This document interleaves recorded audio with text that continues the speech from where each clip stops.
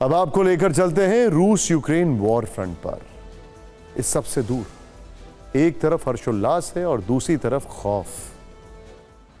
यहां रूस की ओर से कुछ ऐसा हुआ जो दुनिया की फिक्र बढ़ा सकता है। खासकर रूस से विश्व को परमाणु युद्ध की आहट अब सुनाई दे रही है। रूस के परमाणु युद्ध की ओर बढ़ते कदम चिंताजनक हैं। रूस के प्रेसिडेंट पुतिन ने खुद रूसी सेना की न्यूक्लियर तैयारी को परखा और यूक्रेन के साथ साथ उनकी चेतावनी पूरे पश्चिम जगत के लिए।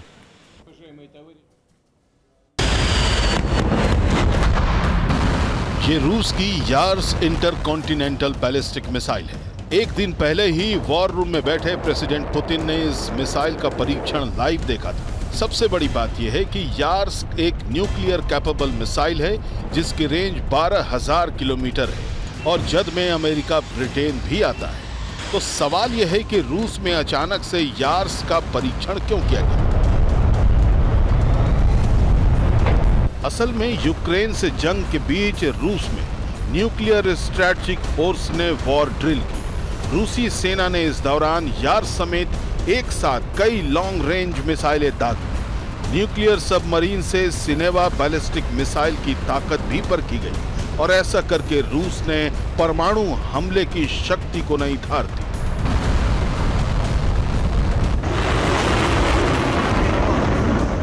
आपको इसी वॉर ड्रिल से जुड़ी बुलावा SLBM यानी एक और न्यूक्लियर कैपेबल मिसाइल की उड़ान भी दिखाते हैं जिसकी रेंज 15,000 किलोमीटर होने का दावा रूस की ओर से हर बार किया जाता रहा है।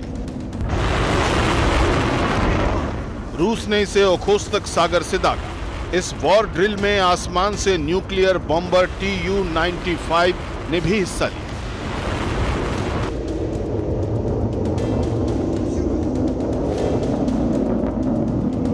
अब सवाल यह है कि रूस ने अचानक न्यूक्लियर वॉर ड्रिल क्यों की? क्या रूस की ओर से किसी बड़े हमले की योजना बनाई जा रही है? क्या पुतिन के एटमी टारगेट पर यूक्रेन है या फिर कोई पश्चिमी देश जिसके जरिए वो इस युद्ध में बढ़त लेने की कोशिश में है? या फिर नेटो को ये परमाणु संदेश है कि वो यूक्रेन युद्ध से दूर रहे? वजह जो भी हो, लेकिन पुतिन ने इस न्यूक्लियर ड्रिल के बाद जो बयान दिया है अब वो अमेरिका तक ट्रेंडिंग है।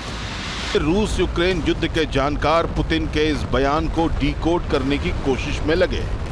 वो रूस से परमाणु खतरे की मात्रा का अंदाजा लगा रहे हैं। वहीं रूस में हुई इस न्यूक्लियर एक्टिविटी पर अमेरिका की भी नजर है। हालांकि एक सच ये भी है कि किसी भी जंग में न्यूक्लियर हथियारों का इस्तेमाल आसान नहीं है। यह फैसला बहुत अंत में जाकर लिया जाता है जब कोई दूसरा चारा नहीं बचता। इसके साक्ष्य द्वितीय विश्व युद्ध में दिखे थे जब जापान से जंग जीतने के लिए अमेरिका ने हिरोशिमा और नागासाकी को एटमी बारूद से दहलाया था। इसी का नतीजा था कि सेकेंड वर्ल्ड वॉर भी खत्म हो गई थी। लेकिन रूस यूक्रेन युद्ध में क्या ऐसा खतरनाक मोड़ आने वाला है? क्या रूस एटमी बटन दबाने वाला है? ये फिक्र करने की बात है।